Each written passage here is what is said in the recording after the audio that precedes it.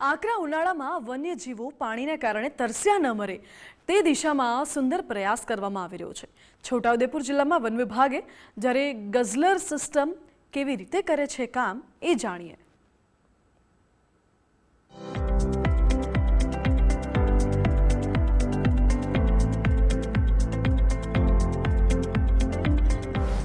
પક્ષીઓના નહીં સુકાય ગળા, પ્રાણીઓ નહીં રહે તરસ્યા। છોટાઉદેપુરમાં ગઝલર સિસ્ટમથી જંગલમાં ઊભી કરી પાણીદાર વ્યવસ્થા। આ છે છોટાઉદેપુરનો જંગલ વિસ્તાર। ઉનાળાની ઋતુમાં વન્ય પ્રાણીઓને પાણી માટે વલખા મારવા ન પડે તે માટે વન વિભાગે પાણીદાર વ્યવસ્થા જંગલ વિસ્તારમાં ઊભી કરી છે। જંગલના જુદા જુદા વિસ્તારમાં પાણીની કુંડી ભરવામાં આવી રહી છે। આ ઉપરાંત ચોમાસા દરમિયાન પાણીનો સંગ્રહ થાય તે માટે પાઇપલાઇન ગોઠવી ગઝલર સિસ્ટમને પણ એક્ટિવ કરવામાં આવી છે।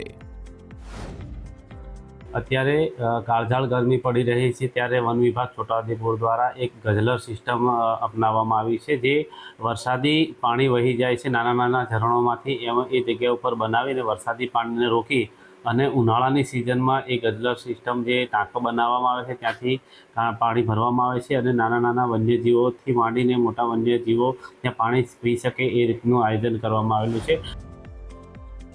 આમ નેક ઇરાદા હોય, ઈચ્છા શક્તિ સ્ટ્રોંગ હોય તો શું ન થઈ શકે તેનું વધુ એક પ્રમાણ છોટાઉદેપુર ફોરેસ્ટ વિભાગે આપ્યું છે। ઉનાળામાં જ્યાં ટેન્કર પહોંચી ન શકે એવા વિસ્તારમાં કુંડી બનાવી આ પાણીનો ઉપયોગ ઉનાળામાં કરવામાં આવી રહ્યો છે।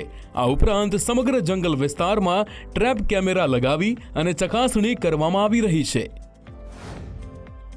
બીજા દ્રશ્યો જોઈ શકો છો કે જ્યાં આપણે 300-400 મીટરની જે પાઇપલાઇન નીચે સપ્લાયિંગ કરવામાં આવી છે ત્યાં આ જે કુંડી છે આ કુંડીમાં ઉપરથી જે 15,000ની કેપેસિટીવાળી જે ટાંકીમાંથી પાણી જે સંગ્રહિત થશે તે આ કુંડીમાં આવશે અને આ કુંડીમાં એવી વ્યવસ્થા રાખવામાં આવી છે। આપ સીધા જ ગુજરાત ફર્સ્ટ ન્યૂઝ સ્ક્રીન ઉપર આપ જોઈ રહ્યા છો કે અહીં જે પ્રાણી આવશે, વન્યજીવ આવશે તે પાણી સરળતાથી પાણી પી અને પોતાની તરસને સંતોષી શકે છે। આ સાથે સાથે અહીં એક સ્ટેપ પણ રાખવામાં આવ્યું છે કે આ સ્ટેપ એટલા માટે રાખવામાં આવ્યું છે કે જે આ પાણીમાં આ જે કુંડી છે કુંડીમાં પાણીનું સ્તર જો નીચું થાય ત્યારે જે વન્યજીવ છે તેને કોઈ પણ તકલીફ ના પડે અને સરળતાથી પોતાની જે પાણીની જે તરસ છે તે સંતોષી શકે છે।